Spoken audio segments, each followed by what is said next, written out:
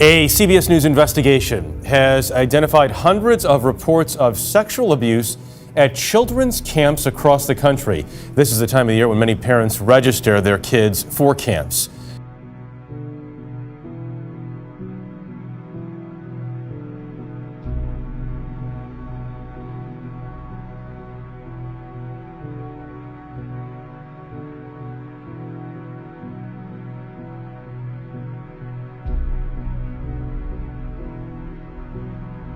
"30 pages just about the West Coast parishes with 8 connections to Brophy College Prep." The Jesuits, which oversee the placement of some Catholic priests, released a nationwide list of clergy accused of sex abuse. Now, 8 of the priests at one time served at Brophy Prep. CBS News investigation has uncovered an alleged lack of action by one of the most powerful Catholic Church leaders in handling sex abuse claims.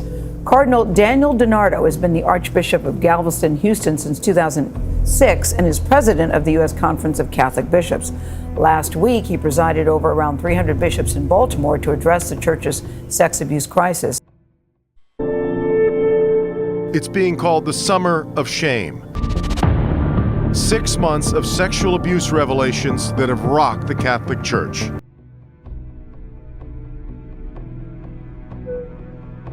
Raises new questions about the leadership of one of the top Catholic officials in this country, Cardinal Daniel DiNardo, who is head of the U.S. Conference of Bishops. He is also one of the most vocal critics of the church's handling of the sex abuse scandal.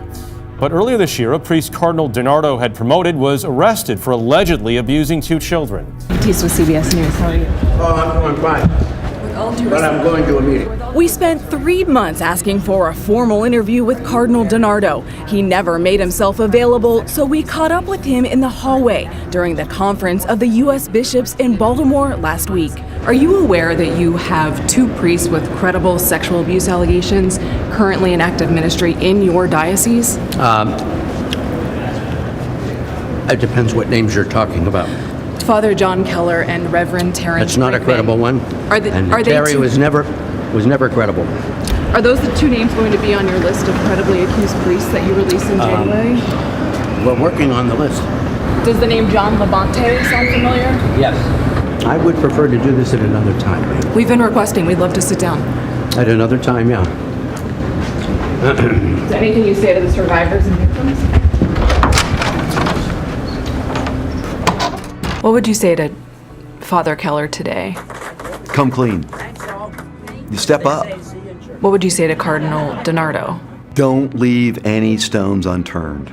Put effort into it. Fix the problem. It's a challenging time for the Catholic Church. Priests all across the country coming under fire amidst allegations of abuse. Back now with a major shock at a Catholic parish in California. 2 nuns accused of raiding school funds for years, their spending spree allegedly including gambling trips. These 2 nuns are asking for forgiveness and prayers after embezzling hundreds of thousands of dollars to, among other things, pay for trips to Sin City. Gambling and jet setting. Not exactly the lifestyle you might expect for 2 nuns. They'd come driving in their nice white Volvos and they lived in a nice condo, and the parents are asking, that seems kind of strange for people that took an oath of poverty. One of the 10 commandments is thou shalt not steal, a lesson the Archdiocese says was apparently ignored by 2 nuns at this Southern California Catholic school. The school telling parents Sister Mary Margaret Kruper and Sister Lana Chang admit embezzling school funds. The Archdiocese says the nuns took $500,000 or more over the years, allegedly to spend on travel and casino gambling. The alleged theft revealed during a recent audit. At first, the school said it does not wish to pursue criminal proceedings, but now the Archdiocese tells ABC News the investigation has deepened. There's a lot of betrayal and feelings of anger, and really you're thinking about, how's this going to impact my child? I mean, these were the leaders of the school. Be transparent. You're not going to ruin the reputation of the Catholic Church any more than it already is. They've been compelled to. And the other thing is, they're the determining of what is released and not released. We would call for an outside civil agency to do the investigation. The church is not a good institution for deciding what is credible or not credible. But we spoke with victims who say DiNardo still has their abusers in active ministry. We must begin the healing process by eliminating the evil of sexual abuse.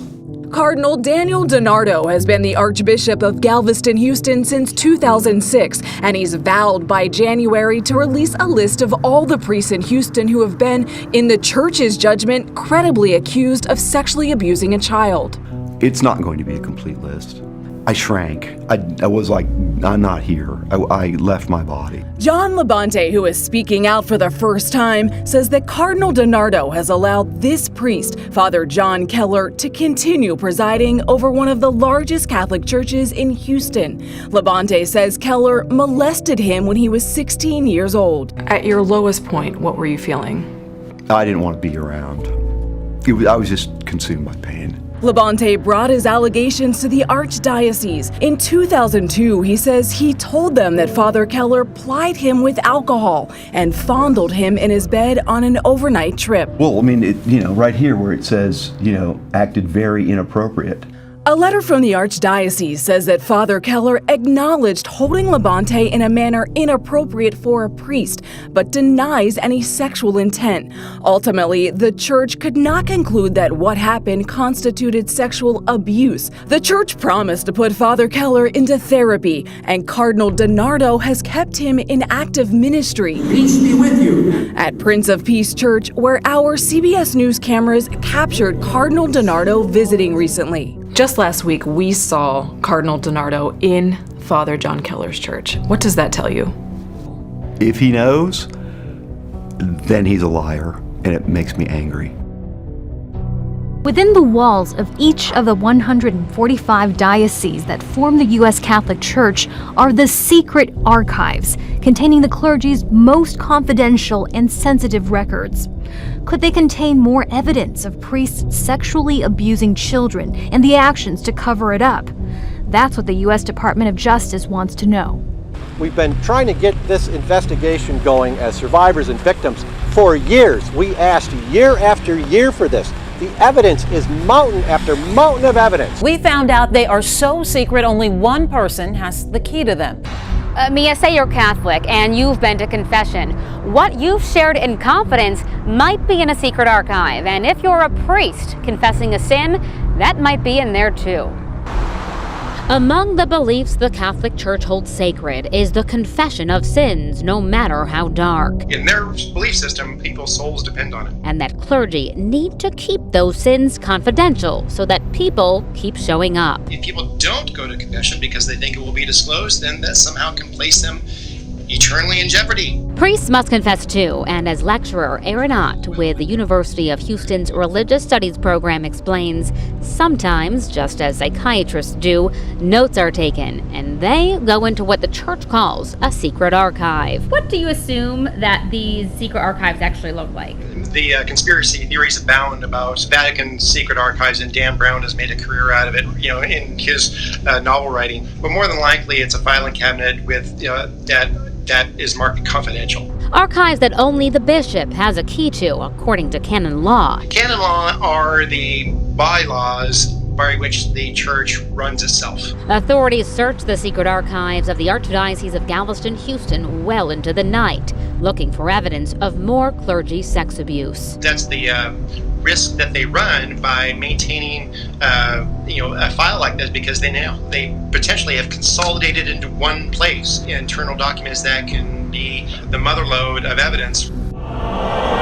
The report found over 1,000 child victims identified in the church's own records. It names more than 300 predator priests in 6 dioceses. It came on the heels of an investigation in Pennsylvania. It was child sexual abuse. Families we spoke to say safety is one of their top priorities, but we found reports of more than 500 victims who were allegedly sexually abused at children's camps over the past 55 years. At least 21 of those cases surfaced this year alone. It's a story that's been repeated again and again across the U.S. Combing through reports dating back to the 1960s, CBS News counted at least 578 victims who were allegedly sexually abused at children's camps. That's probably just the tip of the iceberg.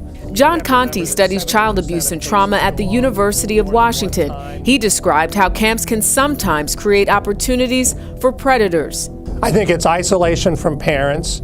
It's out of a normal routine. Some kids are a little bit older, and they're feeling more independent, and they may have a false sense of security. After you took a shower, you'd put on your towel, and he didn't want you to wear underwear under it, and he'd check you. This video shows a Texas boy telling a psychologist what a camp counselor did to him in 2009. It allegedly happened over the course of 12 days at an overnight summer camp named Camp La Junta. When he returned home, the boy's mother says she knew something was wrong. He was a different kid. He was not the happy-go-lucky little boy that loved to play outside. It wasn't until 10 months later that her son revealed a 20-year-old camp counselor named Matthew Beauvais had allegedly molested him. And what was your initial reaction? I wanted to throw up. I was nauseous. Combing through news reports dating back to the 1960s, CBS News counted more than 550 victims who were allegedly sexually abused at children's camps. More than 14 million people attend camps each year, but there are no national regulations for camps to follow. 8 states have no requirements for overnight camps to be licensed, and 18 states don't require background checks for employees. Further complicating matters, more than 20,000 camp counselors came from foreign countries on visas last year. If they did have anything on their records, security experts say it might not show up in a typical background check. How big of a problem is this? I mean, it's a big problem. Rania Mancarios has been working on this issue with Houston Crime Stoppers. If we can level the playing field, create national standards that all camps have to uphold to, for accreditation, for licensing, for permitting, for certification, then you start making it more difficult for predators to find their way in. Victims advocates tell us that the real number of abuse cases is likely much higher since many are never reported.